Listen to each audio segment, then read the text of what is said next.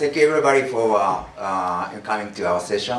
Looks like almost full of attendees. That's really more than I expected. Thank you. I know also this is really hard for you guys to keep awake because of after lunch, after session. But we want to make sure that we want them to keep an eye open. Okay. So today's discussion is a fintech discussion. But as you know, the fintech, there are lots of fintech related business, like payment and blockchain, robot advisor, and there are so many. So we can generally cover today.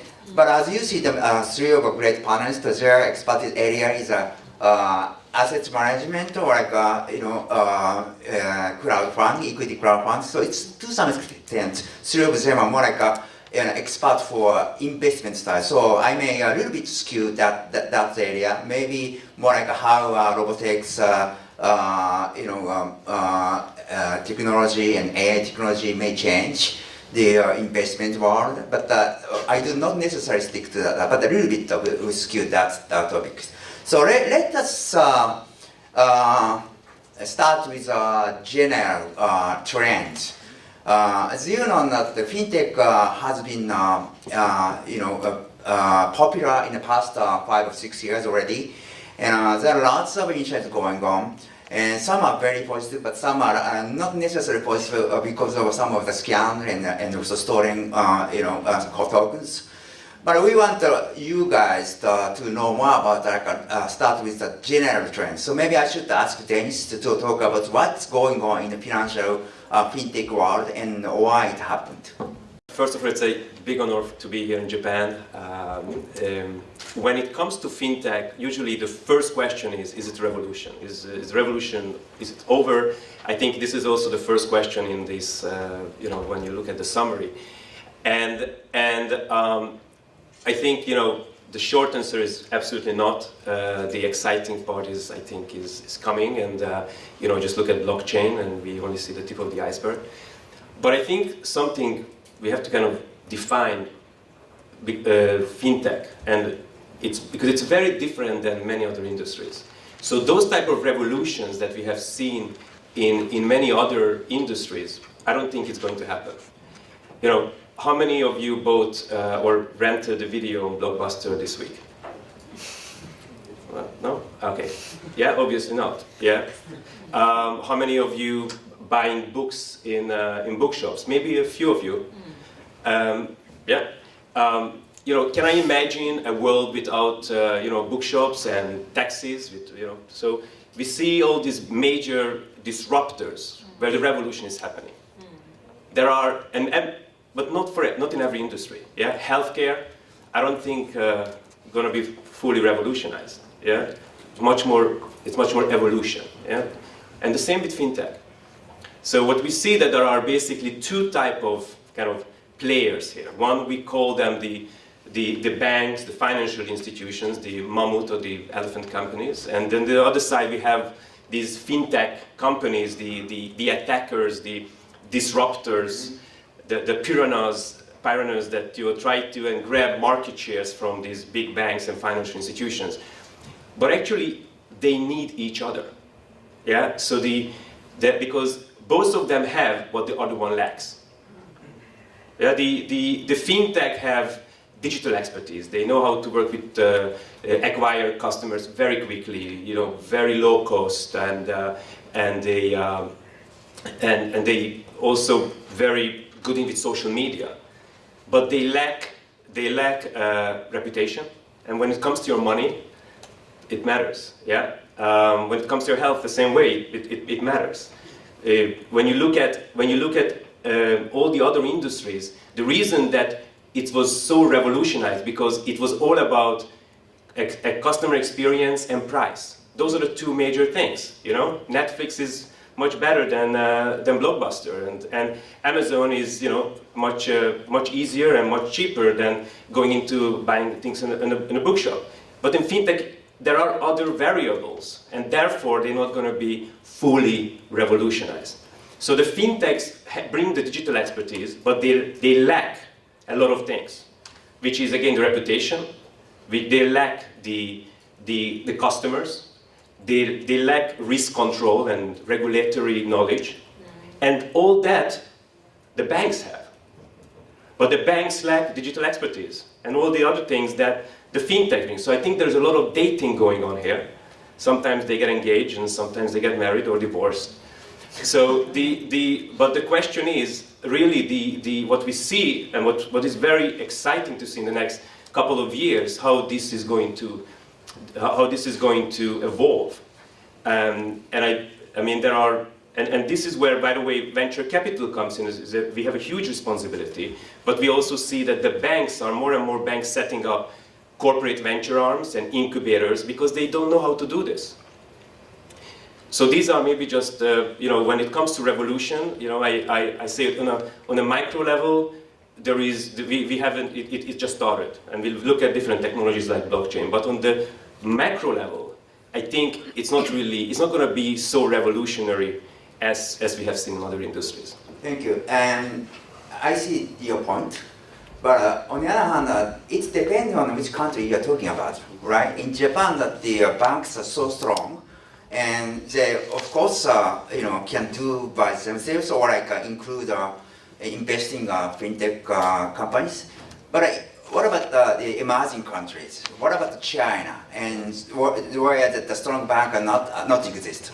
So maybe you can, Judy, you can touch on that point as well, or you can just add something. Thank you. Well, certainly we're seeing that, similar to your points, that many of the emerging countries, because they don't have a lot of the burden of the legacy system, they're able to take a very small amount of investment dollar and make a lot of progress. Now, it doesn't mean that that's going to allow them to grow to the scale that they may hope in order to make it hugely profitable. So I think that's where you're going to see this kind of curve of willingness to try, but what's really going to be material enough to make a significant scale play. So that's where I think you're going to see kind of contradictions, and certainly in the case of China, the sheer scale of that country base, being able to solve in the magnitude of billions right out of the gate is giving it a lot of unique innovation power. So many countries like in America, we're looking to China on that innovation capability so they can move to scale probably faster than any other emerging nation. So we look to them as a source of inspiration. So this point you're making about this coexistence is really quite powerful. So similarly, many of the emerging countries are looking to the US because of the strong, steadfast regulatory regimes that kind of created our scale, but that's kind of our burden now. So that's the reciprocality. And what's the case in the States? Because in the States that the bank system is not necessarily strong, but on the other hand, new venture, or startups, there are so many powerful ventures, so they can fight each other, right? The banks are certainly powerful, but not as powerful, I would argue, the way it is in Japan. Having lived here and worked here in this marketplace for over a decade. But what the US has is the auxiliary capabilities in like asset management, private equity, many other sources of investment power.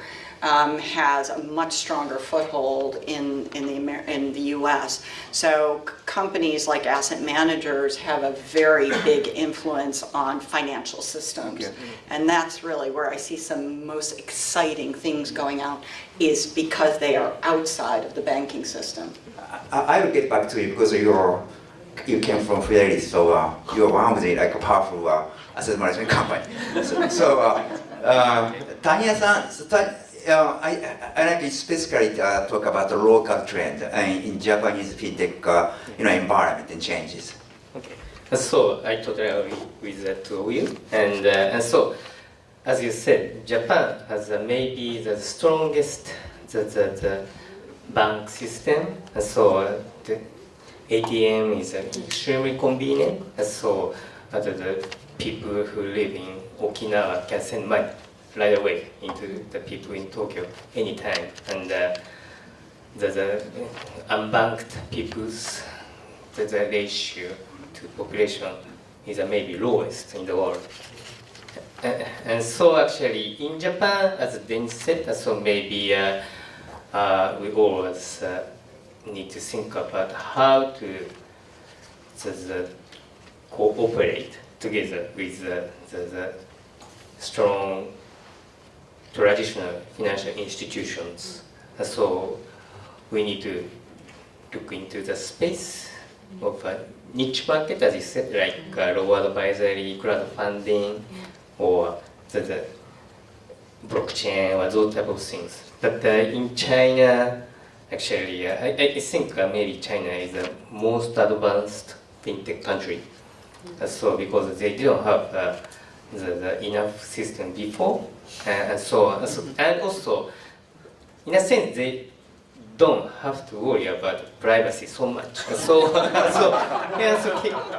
KYC started from a digital platform from the first, and actually they could collect the biggest data. And also actually because those fintech companies started from e-commerce company or messenger companies, actually they have so much more information compared to the other financial institutions. So they can create so interesting the fintech services. And the same thing is true to emerging markets. So because they don't have anything, so maybe I always believe maybe the most interesting fintech will come from the emerging market, and also from maybe e-commerce company or the search companies in emerging markets, because they have more information. Okay, let's a little bit talk about the Japan situation. And fintech has been, FSA has been very supportive for fintech in the past 2 to 3 years, thanks to Mori-san. But because of that recent cryptocurrency storing scandal, that's the FSA seems to be a little bit setback, right? And how do you see that cryptocurrency argument in these days? Yeah, so unfortunately, what happened this time is completely same as what happened last time with CoinCheck. So, in a sense, actually, I think FSA need to be more conservative way, and it looks like so the holding of the data on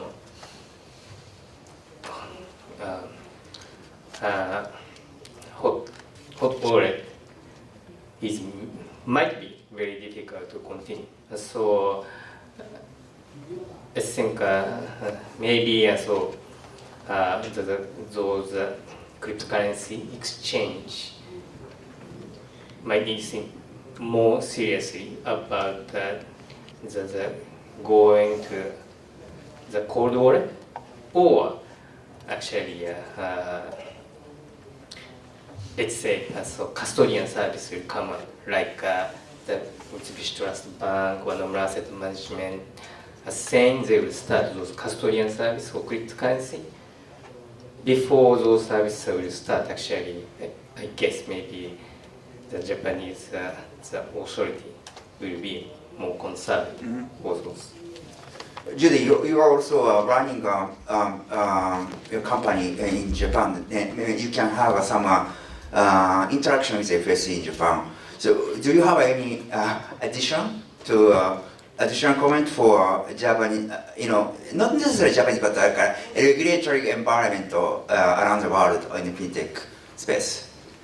It's hard to speak specifically about new regulations with the FSA, but the one thing that I think about having the interactions I've had with the FSA is that they're looking to firms to help create efficiencies in a way that it gets passed down in protecting the consumer base. So if you think of that's one of the major reasons why they exist. So they're looking for innovators to be able to demonstrate through whether it is fintech or any other capability, whether or not you can provide safety, security, risk management, then I'd say there's a lot of receptivity. If you can't present it in a way that has that in the wrapper, then I think it's more difficult for them to feel that that's something that they're going to stand behind in it being progressive. So if I think of the ability to do retirement savings, it's been over a decade now, trying to get the NISA products up and running. If you can think about fintech and e-commerce and the ability to invest easier, with more predictability, more efficiencies, low cost, you can see that that's an engagement that could really be quite powerful with the FSA. So I think it's the ability for institutions to be able to see it from both sides and be a creative innovator around that. So that's some of the work we're doing both here in Japan but also in the US, which is using AI in many ways to kind of build out those capabilities. But we can get to examples later. But I see that as a combined effort. Okay. So far we have discussed about like a general trend. Let's speak more about like a detailed by kind of a section, not section. It's by items. I like to start with like a crowdfunding because the US are running the largest crowdfunding, right? And also equity crowdfunding, right? Equity crowdfunding is not common in Japan, and most of crowdfunding is like a lending type, right? So, what kind of advantage or benefit do you think crowdfunding, particularly equity crowdfunding, can give people, consumer? Sure. So, crowdfunding is definitely a fintech company, a fintech industry player where it's a real disruptor. Sorry, people that you can maybe you should explain about that equity crowdfunding. Yes. It's not familiar for us. Absolutely. So what is the problem? Yeah.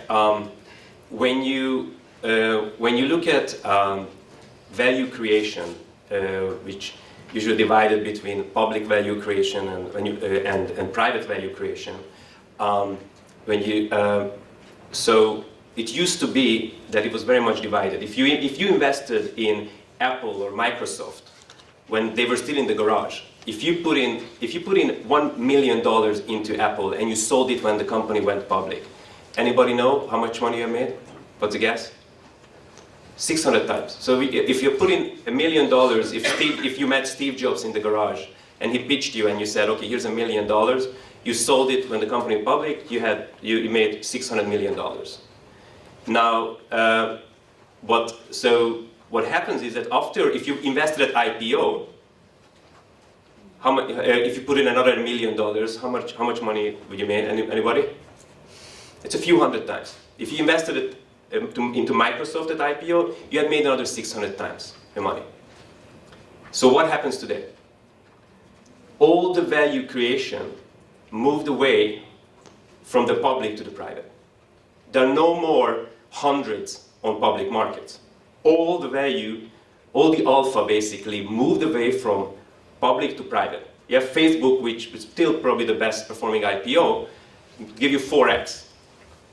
Now, will it do 600x? In order for Facebook to give you 600 times your money back on IPO, it would have to reach $50 trillion in market cap. Now, that's almost three times US GDP. Okay? Unlikely it will happen. So what we've seen that if you're a sophisticated investor, there's many reasons for that, but due to time I'm not going to go into what's happening, why is that? But if you're a sophisticated investor at home or at a financial institution, you need to diversify much more. You need to diversify away from public to private. How you do that? Through venture capital and private equity. But the VC and the private equity world is a totally closed market. It's impossible to get in. Some of the best performing funds like Sequoia, Andreessen, try to get in. First of all, you need to put in likely 50 million, maybe if you know someone, $20 million. Now, I hope you have that money to invest. Usually, usually you put in VC like 2 to 5% of your net assets, so that means you're a billionaire. But also, first of all, you cannot get in, and you don't have that amount. So that's when kind of the equity crowdfunding platform started, and that was the idea, how to disrupt that, to bring access into private, to be able to invest in private companies. Now, this is called equity crowdfunding. There is something called crowdfunding, which is totally different. Now, the famous crowdfunding platforms are Kickstarter and Indiegogo, and I'm being recorded, so I have to be careful what I say. But basically, they are more like, I call them often donation. It's a donation because you invest. It's not investment, because if the company goes public, or you maybe get a T-shirt. Hey, I invested in, like Oculus. Oculus is the best example. Nobody very few people remember. It started on Kickstarter, raised $3.5 million. At the end, Matrix and some of the big VCs invested, and it was sold for $2 billion. Facebook bought it for $2 billion. The name of the founder is actually Mr. Luckey. That's his name, Luckey. He made almost $1 billion, whatever. And what about those who actually invested and made it happen? They're now going on a T-shirt. I'm an Oculus investor. So that's what equity crowd tries to solve. Because even if you put in $100 or $10,000 and you own 0.01%, when that company goes public or is bought, you also get your multipliers. So that's the difference between equity crowdfunding and crowdfunding. Now, there is a lot of problem with equity crowdfunding, and I don't know if I should go into that. I don't know. That's okay. But just one question: that fintech is a buzzword of finance plus technology. What kind of technology that equity crowdfunding using? It sounds like it's just a matter of like a structure, not technology. Is that right? So you're right. So that's a very good question. So how much technology is really, because it's more the equity crowdfunding is more like it disrupts the idea. It's not so much technology. Well, we try to think a little bit differently, but it's a very valid criticism. So we are an R&D company. We have 50 people working in our R&D team. So because everything is basically online, and you basically get in, you log in, you look at the deals, you see the due diligence information, you see the deal terms, you see the co-investors, and then you invest, you wire, you get quarter reports. If you're American, we do K1s for you, and the whole thing is basically we can do it for 10 people, or we can have 10 million people on the platform. It's extremely important though, and this is I just have to say this, so that when you look at equity crowdfunding platforms, it's very dangerous, okay? Because you should ask the question, which company goes to the equity crowdfunding platform? It's, if you're a good company, you should go to Sequoia. So maybe you just get the worst companies, because if you get financed by Sequoia, then if you don't, and your mother doesn't give you money, then you go to equity crowdfunding platform. But so we are extremely VC model. We're following the VC model. So we look at 3,000 deals before we invest in 30 deals. So every 100 deal, we do diligence sometimes 12 months. The only crowdfunding component we use is the funding. So everything is VC, but then once the company is funded, then we bring it, then somebody can put in as little as $10,000 instead of $10 million. Thank you. So Tanya-san, you are running, you are also chairman of one of Campfire, right? Which might be, according to this, might be like a donation type of crowdfunding. No. Actually, to support. Please argue. Support the normal crowdfunding business. Actually, now the biggest portion of crowdfunding is a purchase type of crowdfunding. So Kickstarter. Actually, trading volume a year became more than $3 billion. So, and also actually, large corporations start to use those crowdfunding for marketing. So let's say SoftBank create new products. So at first they use the fundraising using the crowdfunding because it's easier for them to have the funds. So it can be used for the marketing also. And actually in Japan, as exactly you said, actually because of how to secure the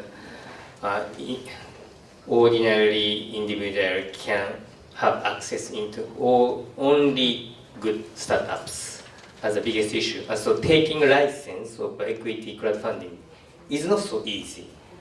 And so actually there are not so many equity crowdfunding companies in Japan yet. So Campfire want to enter into the market also, but we need to take a license and we need to prove. So actually, yeah. I like your model very much. So venture capital model is the best. So definitely, I hope all as the equity crowdfunding company in Japan are having a similar platform as you. Thank you. If I just may, I think what you said is very, very important because what Tanya-san mentioned is that from a company point of view, from the startup point of view, the crowdfunding, the normal crowdfunding, what we call donation, but like the crowdfunding platforms are super good, super useful and beneficial for the things that you just said. It's free marketing.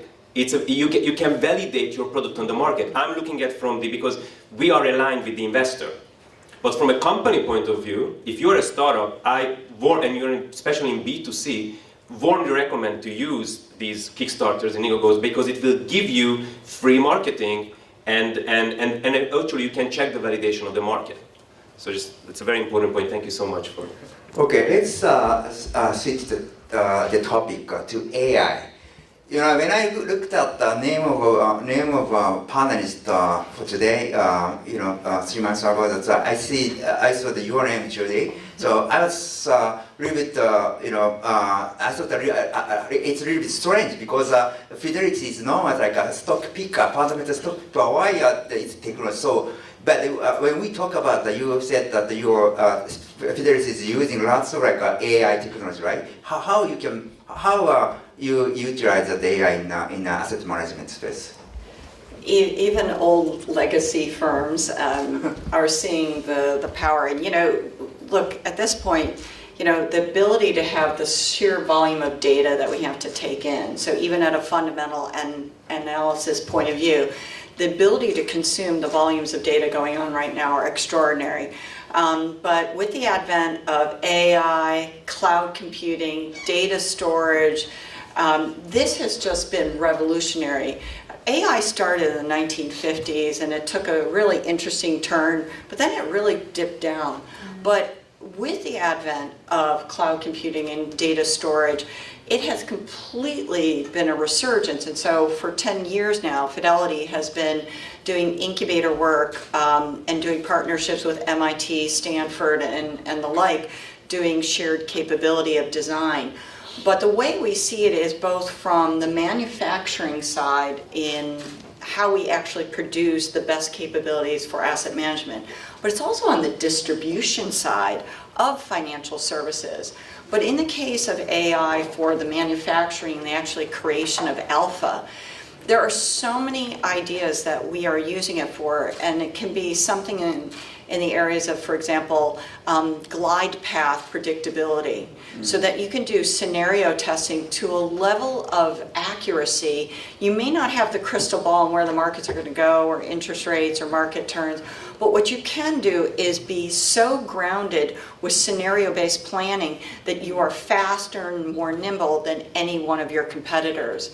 We spend $2.5 billion per year on technology. $2.5 billion per year. Wow. That's an extraordinary, and that's in the US alone.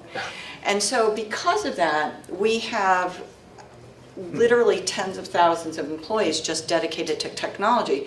So some days we ask ourselves, are we an asset management firm or are we a technology firm?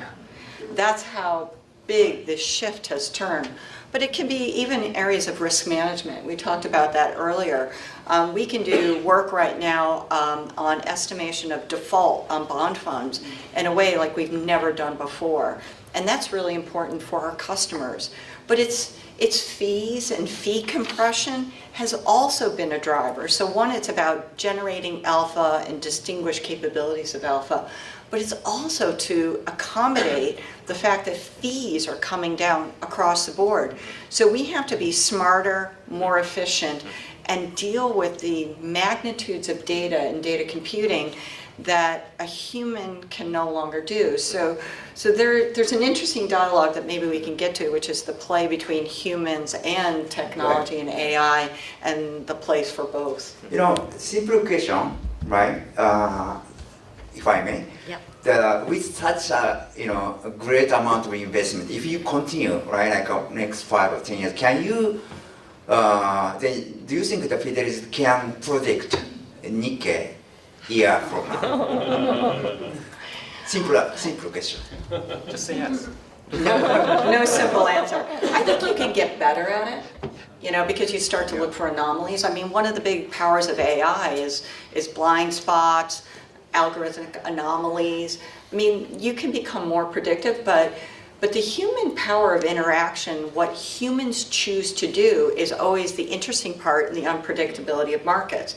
If it's more algorithmic trading that goes on, you're starting to take away further proportions and percentages of the human interaction in the markets. But at the end of the day, humans are the source of judgment and creativity, and I think that's a powerful part that keeps it exciting. But if more is done on algorithmic trading, you're going to see that's where you can build predictive analytic models against the market.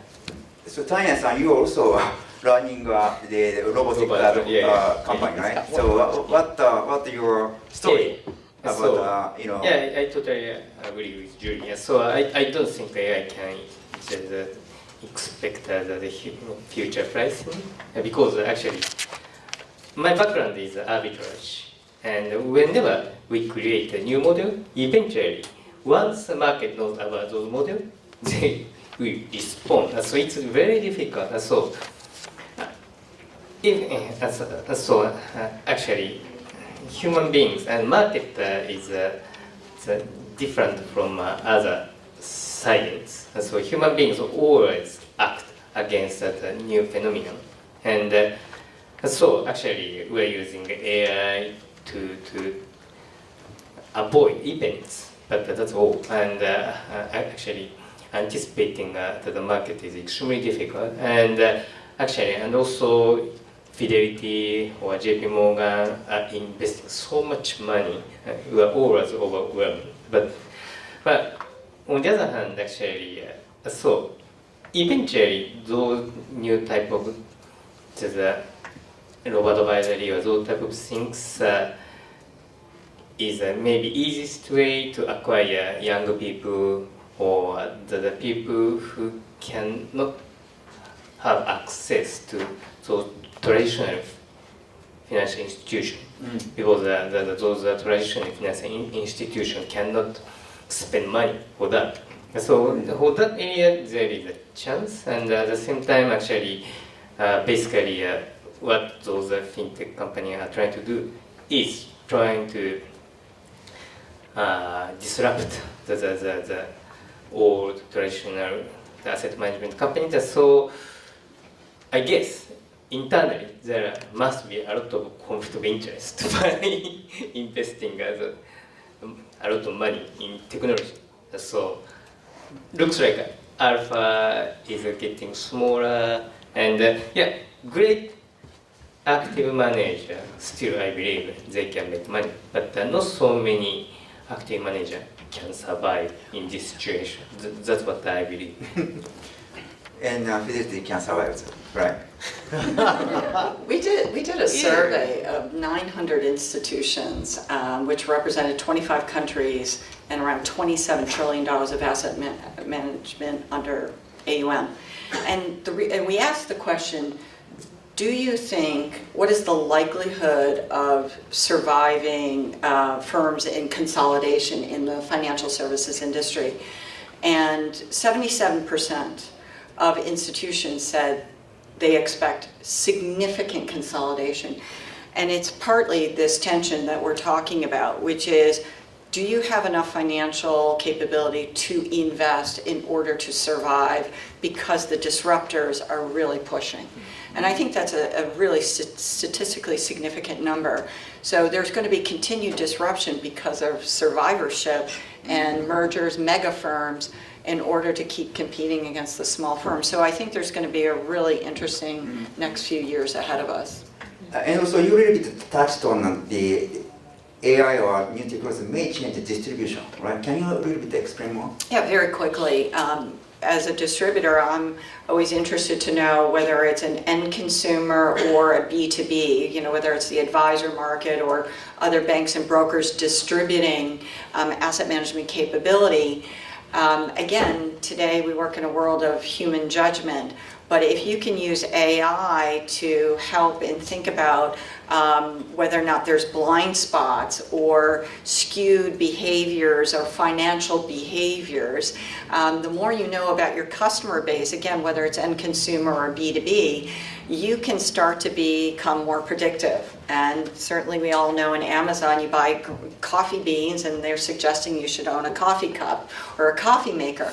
Well, that's no different in financial services. If you're seeing and understanding that there might be a behavior of holding too much equity or too much bond, whatever the situation might be, you can get much more involved with predictive commentary and influence as you look at the distribution of financial services, or blind spots of maybe overreacting to a market event.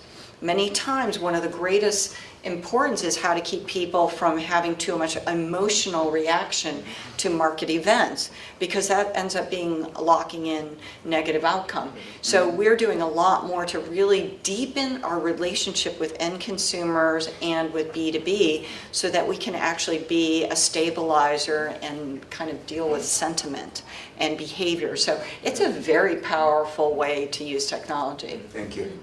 Tanya-san, we are both from financial industry, right, for many of years. And we know that it's been very, very tough for newcomer getting in the financial world. But in these days, because of technology, because of data, and because of deregulation, that non-financial company can get into easier than it used to be to get into financial. So, for example, like GAFA, right? They may be taking a financial, a fintech position. What do you think about that kind of phenomena? So if that has happened, financial, typical legacy financial may, suffer because of they're strong.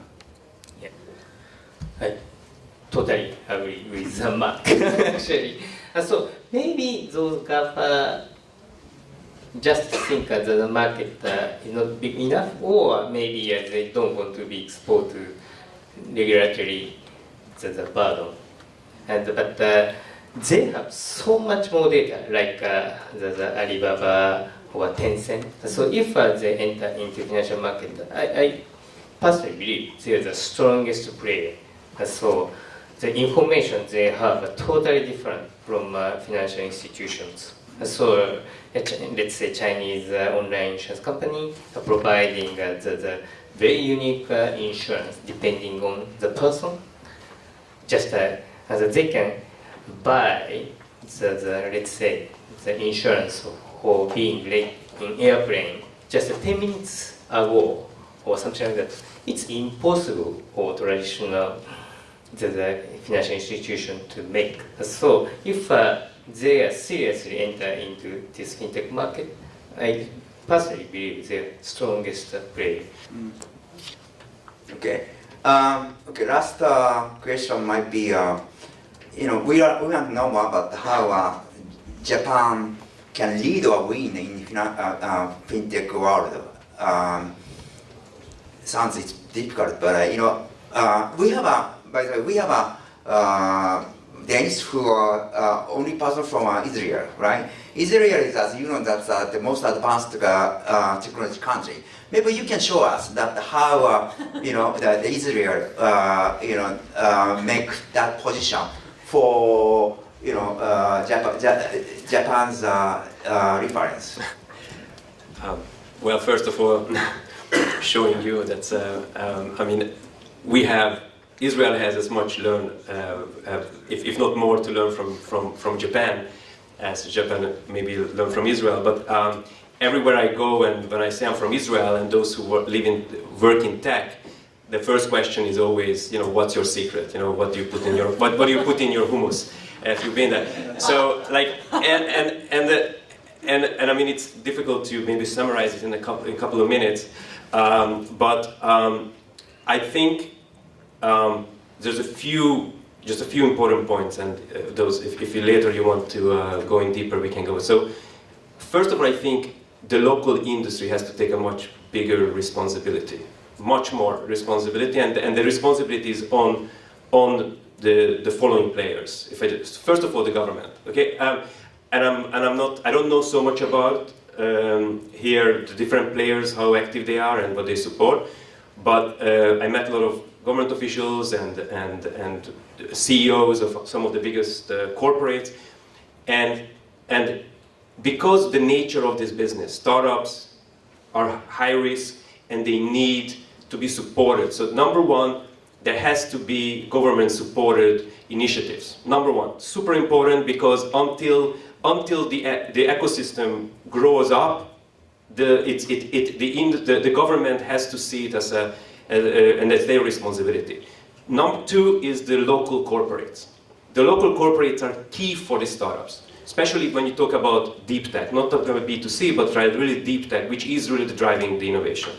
So the corporate, you have to build incubators, accelerators, you have to let the startups in, do POCs, and give them the chance to immediately, in very early stage, the startups have access to these corporates to try their products. Number two. Number three, the universities. Universities, obviously, the tech transfers, and again, the incubators within universities, that they have a chance to, and the professors have to motivate them that entrepreneurship is okay. I remember I was an entrepreneur before I kind of joined the dark side. So and when I left my nice, amazing job at BCG and consulting, I told my mother that I'm becoming an entrepreneur. My mother said, "Come on, this is just a synonym for unemployed." Yeah. So, and I have a Jewish mother, if you knew what it means. So it's basically it means that you have to learn to become an entrepreneur. Should be fun and should be praised. And that brings me two more very important points in Greek. Number 4 is the access of venture capital, not capital, but venture capital, very different things. It's not real estate. What happens is that the real estate investors or the corporates who made money, they start now doing investment. No, venture capital is a totally different animal, and you have to learn how to do it and take risk. And that brings into 5th, which is the most difficult, the cost of failure. Cost of failure is the biggest issue here, I think. Because if you fail, I don't think even your mother will take your calls anymore. Yeah, and the cost of failure is two-sided. One, you should feel okay with that, and two, the society has to accept it. And that obviously will take, it's not going to work, it's not going to happen in 6 months or 12 months, but that's why the other 4 steps, which is copyable, and that 4 steps has to take a much more responsible part in this whole ecosystem, and then the 5th will come. Thank you. So we have exactly for 15 minutes. So now we should go to Q&A. So I'd like take 2 to 3 questions together, and then please mention your name and organization, and please minimize your speaking time within 30 seconds. Thank you. Please raise hand. 1, 2, 3. Okay. 1, 2, 3. 1, 2, 3. Hi, Steve Ross from China Central Television. Given two major cryptocurrency heists in the early months of this year, how would you evaluate the FSA's ability to regulate cryptocurrency dealing? So and who do you want to? I don't know Okay. whom I should address this to. Okay, that's question one and question two. Hi, I'm Hiro from AC Investments. The question to Dennis. Since that I've seen that you've invested 150 portfolios, that kind of implies that where you're focused. I would like to know your geographical industrial allocations into fintech, because I'm sure it will show what kind of where the trend is coming from. Thank you.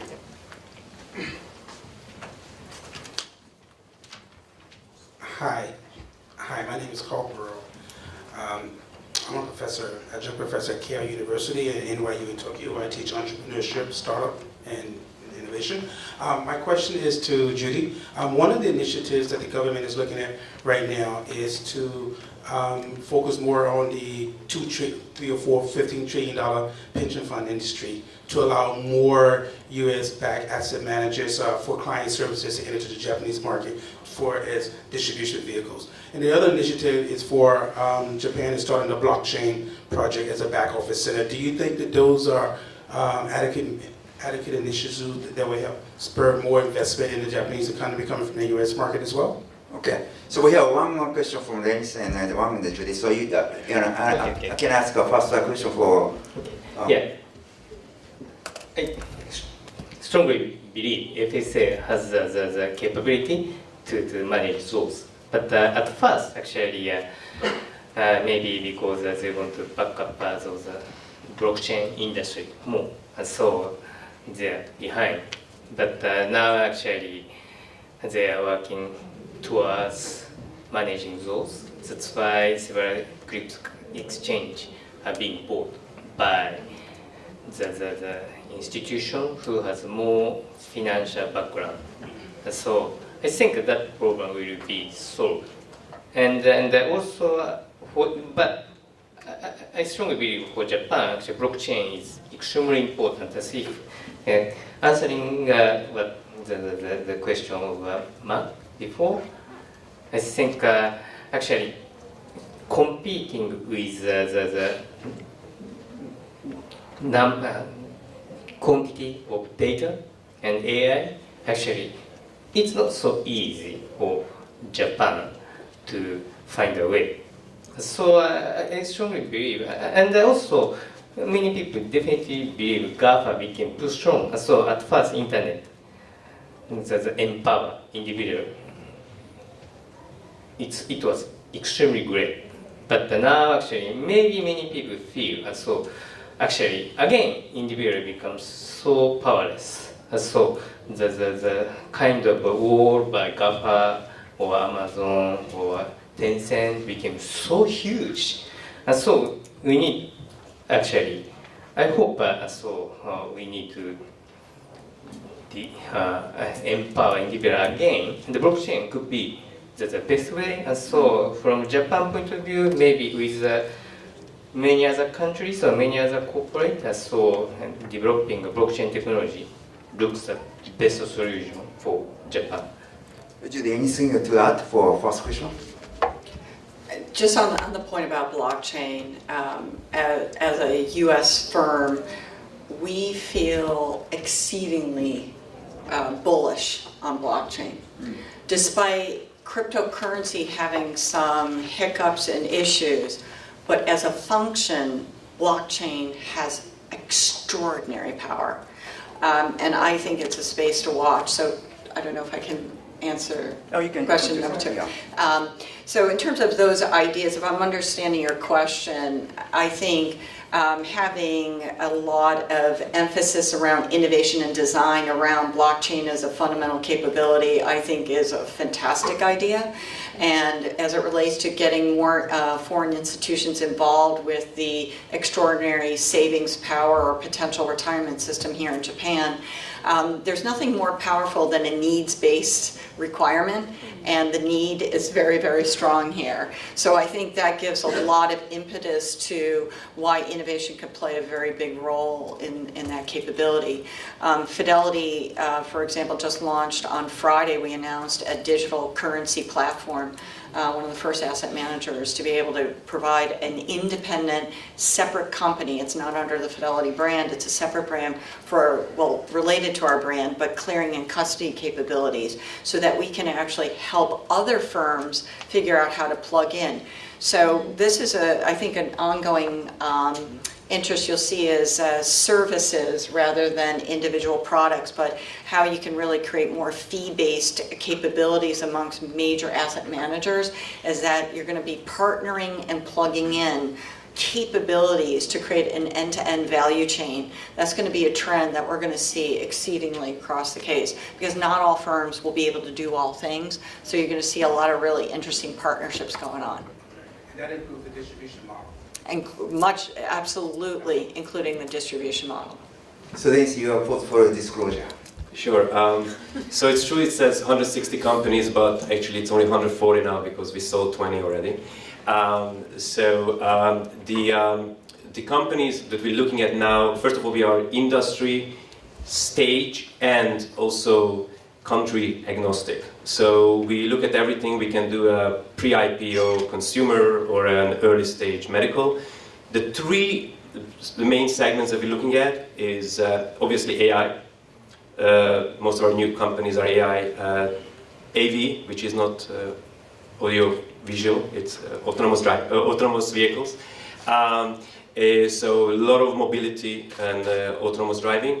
And the third is cybersecurity. So cybersecurity, obviously, Israel traditionally has been, it's always been there, and it's unfortunately, or fortunately, will always stay there as one of our most important, the industry that Israel focuses on. And I think more than 25% of all cybersecurity companies and applications in the world is coming out from Israel. Generally speaking, which is important because Israel is not good at everything. So Israel is not good at B2C. So here, again, we have so much to learn from Japan. What Israel is very good at is what we call the deep tech, is what we call enablers. So we don't have really any major consumer brands, maybe beside Teva or Waze, that was bought by Google for $1 billion, but like Mobileye, yeah, maybe that Intel bought for $15 billion. It's the enabling technologies that they're good at. So we don't have cars, but car brands. But many of the car brands that you drive is enabled by the technologies that developed in Israel. Or I think the majority of the Intel chips, I think maybe even more than 80% actually was cut in Israel. So and obviously many of the AI technologies or cybersecurity technologies that most people don't know because we've been integrated into other enterprise softwares or in other companies' offerings, all developed, many of them developed in Israel. Thank you. Now we have only 1 minute, so let's take another two questions. You mentioned earlier about equity crowdfunding. So equity crowdfunding is it similar to mutual funds, or it's because in the mutual fund when you invest, they invest further and you get some returns. So is it equivalent, or it's like there's a minimum bar that, as you said, $10,000 is the minimum bar that you need to invest? So I tried to be short. Very important first that actually not everyone can invest. You have to be accredited, sophisticated, or professional investor. So which every country has very different regulations. We are regulated every single country. And wherever we open an office, we work very closely with the regulators. And most of our investors are actually not only the accredited professional investors, but the biggest family offices and the biggest corporates. So we work with a few of the most well-known Japanese corporates who are looking for scouting and looking for innovation, and we scout technologies for the Japanese corporates and multinationals here. It's a little bit like a mutual fund in a way, because if you look at the portfolio but it's obviously very, very different. First of all, venture capital is not for everyone. it's high risk, it's illiquid. So make sure that this is you may there will be zeros. Therefore, it's super important that you build a diversified portfolio. If you are a very good investor and you invest in 10 companies, 3 should go to 0. Otherwise, you didn't take risk. 3, you get your money back. 3, you make your 2, 3x and 1 bullseyes. So that's the way that you build a portfolio approach. If you're not ready to put in make 10 investments, probably don't start unless you are like a strategic investor. And you have to understand that sometimes there is no liquidity. You can't sell it. We're working on a secondary market, so maybe there will be some liquidity, but it's not it's an illiquid investment. So you have to be, it's not really for moms and pops, if I may use that. Because, and by the way, again, a big difference between many equity crowdfunding platforms, which say they take anyone and they invest in anything. The most important regulation, we love regulations, by the way. I think in that sense, because regulators protect the investors. And so you don't want to invest, you don't want investors to invest who shouldn't invest and into companies that shouldn't raise money. You understand? So you have to be extremely diligent in picking only the investors who can invest, who really understand the risk, and you only want to invest in the 0.1% of the companies that make sense. So it's in that sense it's a very different asset class. Thank you. One more question, please. Oh. So my question is that we have now GAFA, but also we have all this innovation in finance. And do you see them replacing GAFA in any way? And if yes, then what are the potential you're seeing? And that's number one. And second is that what's next after blockchain? So if we have For me or for maybe someone? Yeah. Question two. Dennis, okay. So we think very bullish on blockchain. Exactly as you said, you have to distinguish between CC, cryptocurrency, and blockchain. Blockchain is a totally an enabler and can change every single industry, not just finance, but every industry. And I think we only seen the tip of the iceberg. And I think it's more, I don't want to give it, but I think it's a question for you. I don't know what's coming next after blockchain, but I think blockchain is probably the most disruptive force that's coming up now. There was a great announcement about blockchain being used to source lettuce and green produce. I don't know if anybody read that article. I mean, it's just, a perfect example of, people want to know food sourcing. And so you can just scan right at the moment and you can see who touched it, when, what chemical. Right. I mean, that's just an example, so we don't get caught up in crypto it's just one very small example. So I think it's a powerful enabler. Yeah, It's like the foundation in which there's going to be many, many pillars. Okay, so we have almost run out of time. I think our mission has been completed because no one gets tricked. So that's very good. Thank you. Thank you very much. Please give a big hand. Thank you very much.